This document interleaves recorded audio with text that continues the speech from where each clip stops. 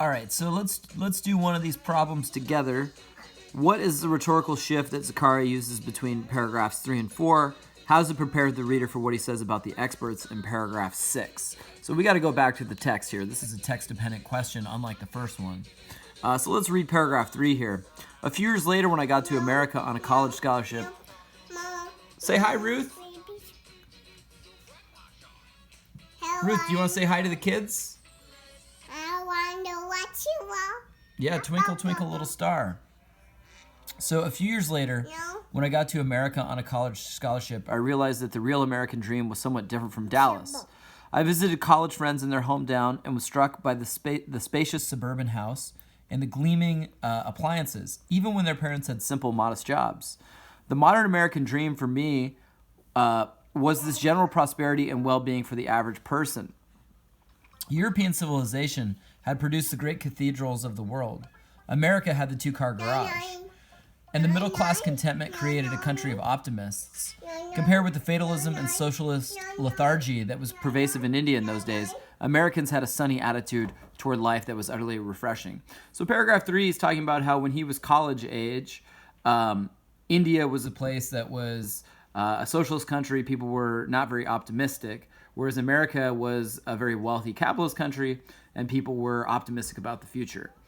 India during the Cold War was a third world country, not meaning that it was a poor country, but it was non-aligned. So America and the capitalist countries were first world, the Soviet Union and the communist countries were second world, and then the countries that wanted to stay independent, like India, were non-aligned or third world. Today, when we use the term third world, we're talking about countries that are poor.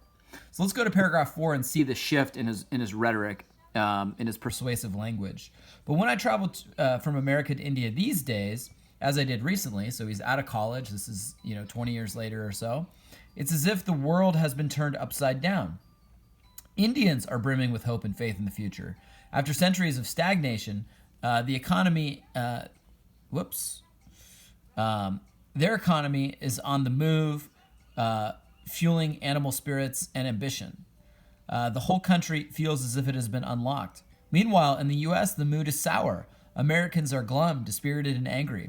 The middle class, in particular, feels under assault. In a Newsweek poll in September, 63% of Americans said they did not think they would be able to maintain their current standard of living.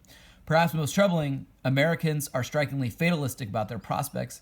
The can-do country is convinced that it can't. So the shift there is over time, as India has developed and its economy has improved, it's become a much more optimistic country. And India has moved from more of a socialist model to a capitalist model. So there's been a tremendous growth in wealth. There's also been a tremendous growth in wealth inequality. But generally, people are more optimistic. Whereas in America, and he wrote this, I think, in 2010, but this has continued to this day, after the recession, people are less optimistic, more worried about the future, and worried about having a lower quality of life than they currently do or that their parents had. And that has proven to be true.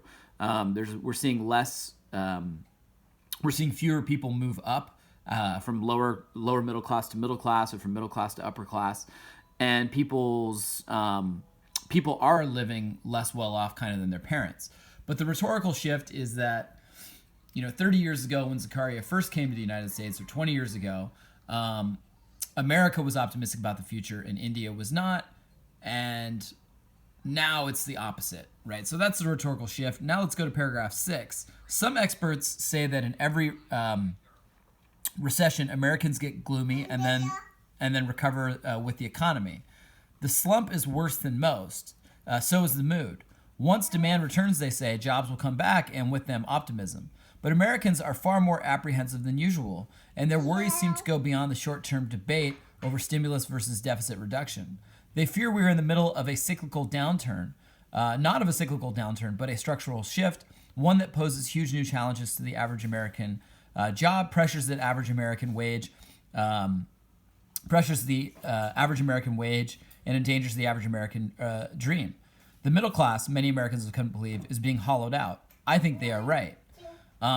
So what he's saying there in paragraph 6, and what paragraphs 3 and 4 get us ready for, is this gloom that has hit Americans and that hit us really during the Great Recession and in the 10 years subsequent to that, is here to stay. Some experts thought that our optimism would come back, but Zakaria is saying that it won't, because when he talks about the structural shift and the pressures on American jobs, what he's really referring to there is automation and technology, as well as some other factors that have made our economic situation, especially for people in the middle, lower and lower class, really dark. And so while America used to be this very optimistic country, and rightfully so, even average or people below average were optimistic about their future, Zakaria is saying this shift is going to be more permanent.